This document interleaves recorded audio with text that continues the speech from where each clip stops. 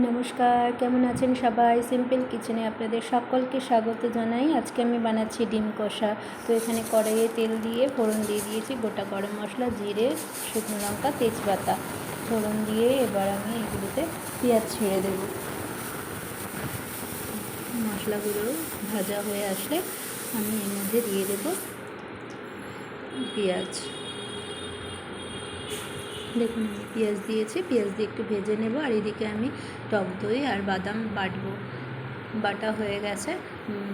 এবার আমি মশলাগুলোকে দিয়ে দিলাম। এখানে দিয়েছি আদা, জিরে, নুন, হলুদ আর কাঁচা লঙ্কা বাটা, সঙ্গে টমেটো পিউরি দিয়ে সব নেড়ে নেব ভালো করে।